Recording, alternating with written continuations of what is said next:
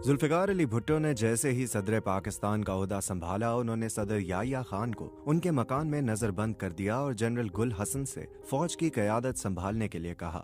इसके बाद उन्होंने बरी फौज, बहरिया और फजाइया के 44 सीनियर अफसरान को ये कहते हुए बर्खास्त कर दिया कि वो मोटे हो गए हैं और उनका पेट बाहर आ गया है। मशरकी पाकिस्तान में शिकस्त पाकिस्तानी फौज को बैकफुट पर ले आई थी और जुल्फ़िकार अली भुट्टो ने उसका भरपूर फायदा उठाया। जुल्फ़िकार अली भुट्टो की वो कौन सी गलतियां हैं जो फौजी बगावत की बुनियाद बनी? आप सुन रहे हैं BBC उर्दू की ऑडियो स्टोरी और मैं हूं साद सुहेल। कुछ ही दिनों के बाद जनरल गुल हसन भी उनके दिल से उतर गए और उन्हें एक ऐसे चीफ की जरूरत पड़ गई जो आंखें बंद करके उनके हर हुक्म को बजा लाए। ओवन बेनेट जोन्स ने अपनी किताब the Bhutto dynasty struggle for power in Pakistan में लिखा है कि भुट्टो ने गुल हसन को बर्खास्त करने का हुक्म अपने स्टेनोग्राफर के बजाय अपने एक सीनियर साथी से टाइप करवाया। जनरल गुल हसन की बर्खास्तगी के हुक्म के बाद उन्होंने अपने काबिल एतमाद साथी गुलाम मुस्तफा खर से जनरल गुल हसन के साथ लाहौर जाने को कहा ताकि गुल हसन से उस वक्त तक कोई राब्ता न हो जब तक कि उनके जानशीन की तकर्री का हुक्म जारी न हो जाए। इस फैसले की मुखालफत करने वाले मुमकिन अहदेदारों को एक फर्जी इजलास के लिए तलब किया गया और उन्हें इस वक्त तक वहां रखा गया जब तक कि गुल हसन का इस्तीफा नहीं ले लिया गया। रेडियो और टीवी स्टेशंस पर पुलिस तैनात कर दी गई और पीपल्स पार्टी ने रावलपिंडी में एक अवामी जलसा इस मकसद के साथ मुनक्किद किया कि कहीं सदर भुट्टो को इस मामले में अवामी हिमायत की जरूरत न पड़ जाए। गुल हसन के बाद भुट्टो ने अपने काबिल एतमाद जनरल टिक्का खान को पाकिस्तानी फौज का सरबराह मुकर्रर किया। कुछ ही महीनों में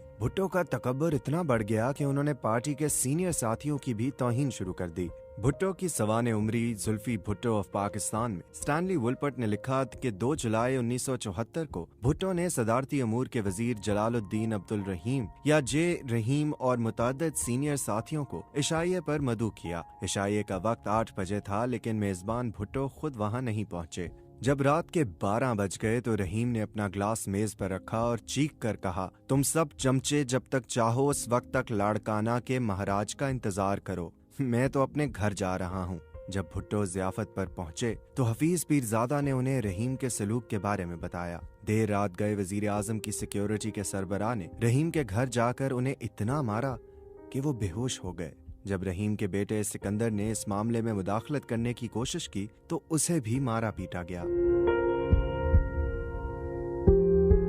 जब टिक्का खान की मुद्दत मुलाजमत खत्म हुई तो उन्होंने भुट्टो को अपने जानशीन के लिए मुमकिना 7 लोगों की फहरिस्त भिजवाई। इसमें उन्होंने दानिस्ता तौर पर जनरल ज़ियाउल हक का नाम नहीं रखा क्योंकि उन्हें हाल ही में लेफ्टिनेंट जनरल के तौर पर तरक्की दी गई थी, लेकिन भुट्टो ने उन्हीं के नाम पर मुहर जब्त की। शायद उसकी वजह यह थी कि ज़िया ने भुट्टो की चापलूसी में कोई कसर नहीं छोड़ी थी। ओवन बेनेट जोन्स लिखते हैं कि कई बार जनरल ज़िया ने अपने मुल्क और फौज की खिदमात के बदले भुट्टो को तलवार पेश की। एक बार उन्होंने भुट्टो को न सिर्फ आर्मर्ड कोर का तनख्वाह न लेने वाला चीफ कमांडर करार दिया बल्कि उनके लिए फौज की मखसूस वर्दी भी सिलवाई। भुट्टो की सवाने उम्री में स्टैनली वुलपर्ट लिखते हैं कि ज़िया ने कभी ये तासुर नहीं दिया कि वो कोई फौजी बगावत कर सकते हैं। भुट्टो ने उन्हें कभी संजीदगी से नहीं लिया। वो अक्सर उनके दांतों का मजाक उड़ाते थे। उनके बारे में एक कहानी मशहूर थी कि एक बार ज़िया सिगरेट पी रहे थे। इसी वक्त भुट्टो कमरे में दाखिल हुए। इस खौफ से कि भुट्टो को अपने सामने सिगरेट पीते देखकर बुरा न लगे, उन्होंने फौरन जलती सिगरेट अपनी जेब में डाल ली। थोड़ी देर बाद कमरे में कपड़े जलने की बू फैल गई। जुल्फ़िकार अली भुट्टो ने सोचा कि जो शख्स उनसे इस कदर डरता हो वो उनके खिलाफ कैसे बगावत कर सकता है। इसी दौरान भुट्टो हुकूमत के खिलाफ मुल्क भर में मुजाहरे शुरू हो गए। भुट्टो की बेहतरीन काविशों के बावजूद अमन व अमान बहाल होता नजर नहीं आ रहा था। लाहौर में 3 ब्रिगेडियर्स ने लोगों पर फायरिंग से इनकार कर दिया। एक जगह फौजियों ने गोली चलाने के हुक्म की तामील की, लेकिन उन्होंने हुजूम के सर से ऊपर फायरिंग की। ओवन बेनेट जोन्स लिखते हैं कि भुट्टो की सबसे बड़ी गलती अपने मुखालिफिन से मुज़ाकरात में आर्मी कोर कमांडरों को शामिल करना थी। वो लिखते हैं कि भुट्टो के नुक्ता नजर से वो फौज को साथ लेकर चलने की कोशिश कर रहे थे, लेकिन फौजी अफसरान ने उन्हें दूसरी नजर से देखा।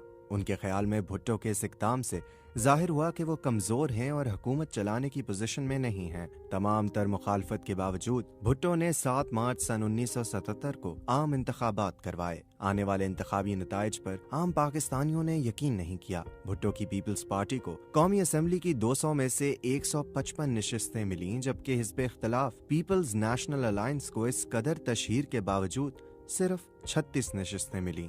सन 1970 के इंतखाबात में जब पीपल्स पार्टी अपनी मकबूलियत के अरूज पर थी, उस वक्त उसे सिर्फ 39% वोट मिले थे, जबकि इस इंतखाबात में उनका वोट 55% हो गया था। भुट्टो के खिलाफ हिज़्ब इख्तिलाफ की बड़ी इंतखाबी मुहिम के बावजूद उन्हें सिर्फ 39% वोट मिले। इंतखाबात के बाद के माहौल का जिक्र करते हुए कौसर न्याजी अपनी किताब lost days of premier Bhutto में लिखते हैं कि वजीर आजम की रिहाइशगाह पर हफीज पीरजादा, रफ़ी रजा और अपने 2 दोस्तों के साथ भुट्टो बैठे थे।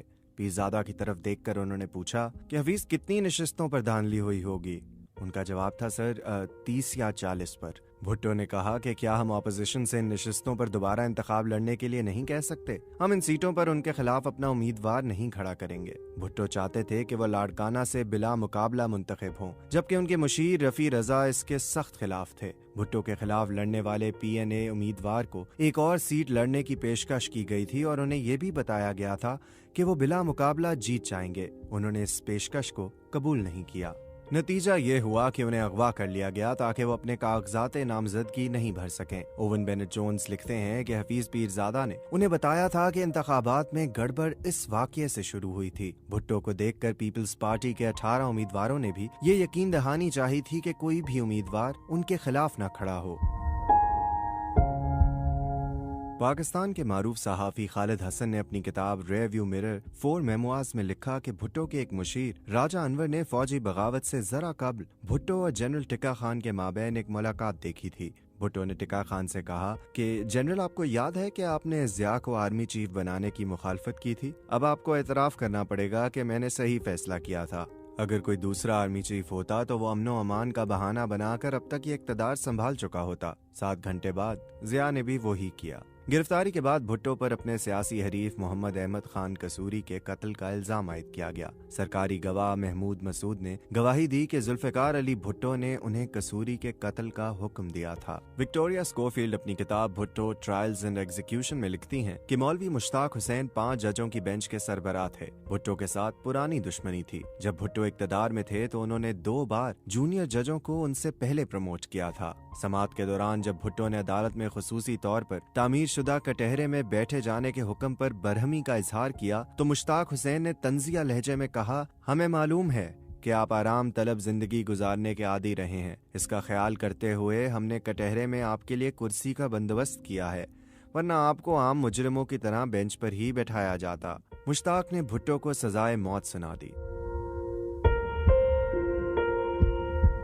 भुट्टो ने इसके खिलाफ सुप्रीम कोर्ट में अपील की। फरवरी सन 1979 में सुप्रीम कोर्ट ने भी हाई कोर्ट के फैसले पर 4-3 के फर्क से मोहर लगा दी। ओवन बेनेट जोन्स लिखते हैं कि इससे पहले कभी भी कत्ल की साजिश के मुकदमे में मौत की सजा नहीं सुनाई गई थी और न ही अदालत उज़्मा के जजेस मुजरिम की सजा और जुर्म के बारे में मुत्तफिक थे। इस सजा पर यह भी सवालात उठे कि मुल्जिम को उस वक्त भी कत्ल का मुजरिम ठहराया गया था, हालांकि वो जाए वकुआ पर मौजूद भी नहीं था। भुट्टो ने फैसले के खिलाफ नजरसानी की दरख्वास्त भी दायर की, लेकिन इस बुनियाद पर इसे मुस्तरद कर दिया गया कि उसमें यह बहस नहीं की गई कि पिछले 2 मरहले के फैसले में कानून की खिलाफ वर्जी हुई है। रूस के सदर ब्रेज़नेव, चीन के सरबराह हुआ गफिंग और सऊदी अरब के शाह खालिद समेत दुनिया भर के मुतादिद रहनुमाओं ने भुट्टो की सजा को माफ करने की अपील की। बरतानिया के वजीर आजम जनरल ज़िया को 3 खत लिखे, जिसमें एक खत के आखिर में उन्होंने लिखा, बतौर फौजी आपको एक पुरानी बात याद होगी कि मैदान जंग में तो घास बहुत जल्दी आग पकड़ती है, लेकिन तख्तादार पर कभी नहीं। लेकिन ज़िया ने भुट्टो को फांसी देने का इरादा कर लिया था। आखिर में मामला रहम की दरख्वास्त तक पहुंचा। पाकिस्तान में ये जरूरी नहीं कि मुजरिम या उसके अहले खाना की तरफ से सदर के पास रहम की इल्तिजा की जाए, लेकिन फिर भी इस ख्याल के तहत कि कहीं ज़िया ये बहाना बनाकर भुट्टो को फांसी न दे दें कि उनके अहले खाना ने उनके लिए कुछ नहीं किया, भुट्टो की एक बहन शेरबानो इम्तियाज की जानिब से रहम की अपील की गई। 1 अप्रैल सन 1979 को शाम को जनरल ज़िया ने सुर्ख रोशनाई में 3 अल्फाज लिखे, पिटिशन इज रिजेक्टेड, यानी अपील मुस्तरद की जाती है। इस ऑडियो स्टोरी की स्क्रिप्ट के मुसन्निफ हैं रेहान फजल, जिनका तहरीर करदा आर्टिकल पढ़ने के लिए आप विजिट कर सकते हैं bbcurdu.com।